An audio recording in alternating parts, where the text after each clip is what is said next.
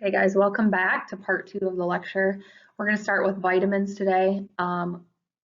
Vitamins, if you remember from your vocabulary sheet, non-energy giving nutrients necessary for daily life. There's two types of vitamins, fat soluble and water soluble.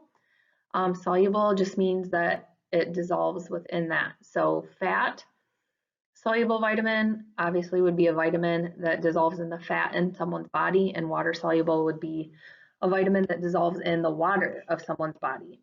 Obviously, since we lose water all the time, water soluble vitamins are really important to get on a daily basis because you lose them on a daily basis. Fat soluble vitamins you do not necessarily need on a daily basis because they're stored in your fat, so they stick around in your body for longer.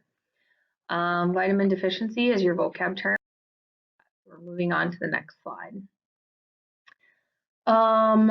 A, D, E, and K are the examples that you need for fat-soluble vitamins.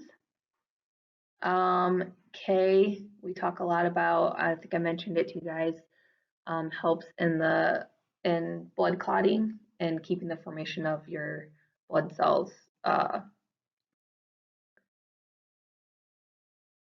Water-soluble vitamins include the 8B vitamins and vitamin C. Probably you've learned about in the past, but helps with your immune system and healing illnesses. All right, not too in depth about vitamins. We're really not going to talk about a lot about what each vitamin is for. We're just going to give you an overview that they are important and what they're used for. So that's kind of what you need to know from vitamins. Same thing kind of with minerals. We're going to talk about a few of the more important ones, but really just want you to know that they are necessary for life, okay? Minerals, again, they're the chemical elements during the vocab review. They are needed for a lot of different processes. So the first one we're going to talk about is sodium. It is a vital process for regulating your water balance in your body, and I've mentioned that a couple times in class already. Most of us get too much sodium, so if you're adding salt to your meals, then you're probably getting more than you need, okay? It comes a lot from processed foods, especially cheeses and sauces, snack foods, canned goods, things like that. So just be aware of your sodium intake on your heart. The next one is calcium. Calcium comes from dairy products. Most oftentimes you can get it from other products like calcium fortified items as well, but you need about 1,300 milligrams a day. So if you are drinking a container of milk down in the cafeteria for lunch, you're getting about 300 milligrams. So you would need 4 of those and then some from somewhere else if that's all of the calcium that you're getting. Juices can have calcium, yogurt, other dairy products, cheeses, if you don't like milk, are a good way to get your calcium. We need calcium primarily for the development of your bones. I've mentioned this as well when we talked about osteoporosis in class, but between the ages of 9 and 17 are when it's really vital for you to be getting the amount of calcium you need in order for your bone development to be strong. If you are not getting it during these years, you're much more likely to develop osteoporosis in your years. Right there, about half of all women will 50 or over will break a bone because of osteoporosis, and it's really important to know this because this is your window still right now. All of you, 60% of teenage boys don't get enough and 85% of teenage girls. So it's not just girls, even though osteoporosis is more common in women, but boys out there, you're not getting enough either. All right, moving on to iron. Iron is found in red blood cells. It helps produce hemoglobin. You need that for carrying oxygen to your body cells. I talked about this when we did the vocabulary and we talked about anemia, okay? So getting iron is really important. Probably the best source of iron is red meat. It assists in kind of some other things that take place in your body as well, other processes that go on in your body.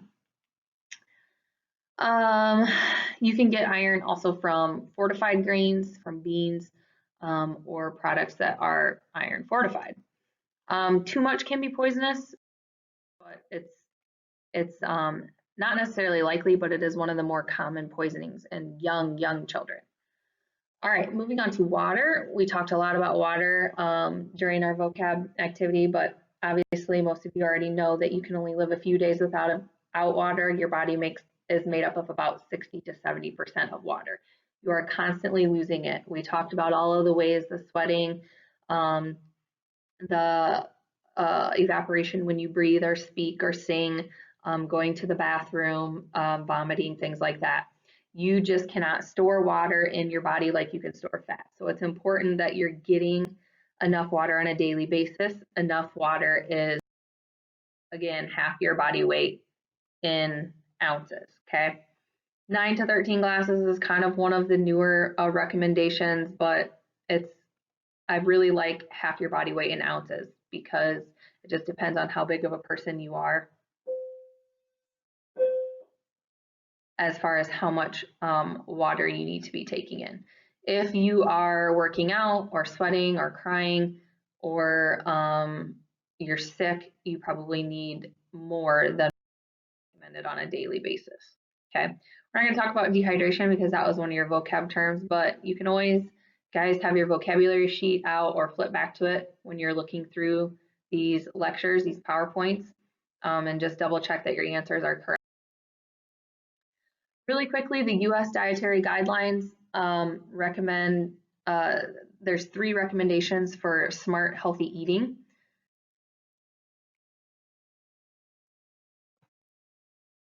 And they are: make smart choices from every food group, find your balance between food and activity, and get the most out of the most nutrition out of your calories. Okay, so making smart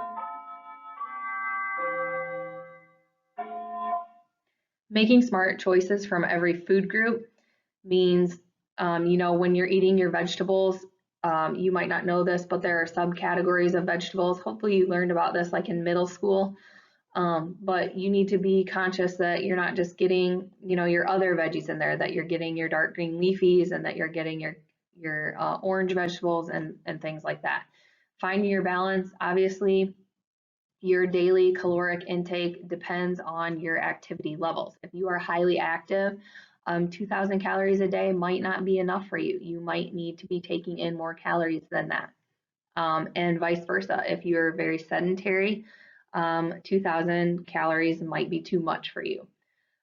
Get the most nutrition out of your calories just means that, we talked a lot when we talked about simple carbohydrates, that you can get simple carbs from a baked good like a cookie. You can also get that simple carb from an apple. They're going to hold you over for the same amount of time, but obviously the apple is the most nutritious choice. You're getting other vitamins and other minerals from that apple that you would not be getting from a cookie. Take a look at the U.S. food plate. You guys should have learned about this back in middle school and maybe even were introduced to it in elementary school.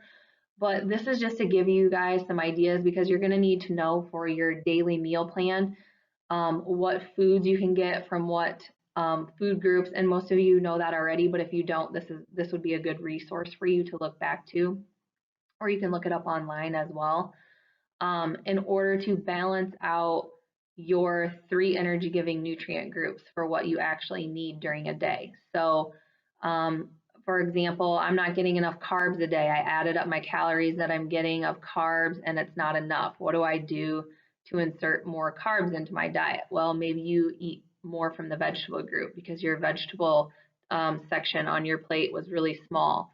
And you need carbohydrates, and you probably need to make more healthy choices and add some vegetables to that. So this is just for you to kind of, hopefully it's a lot of review, but showing you the different food groups on my plate. The rest of the slideshow, 45 through 62, is not something that I'm going to lecture on.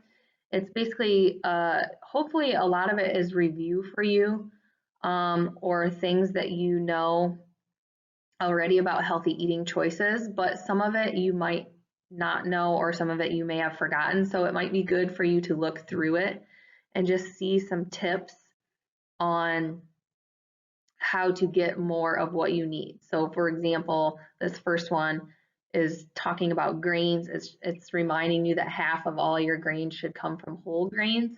Um, and then it goes on to give you tips to eating more whole grains. Okay.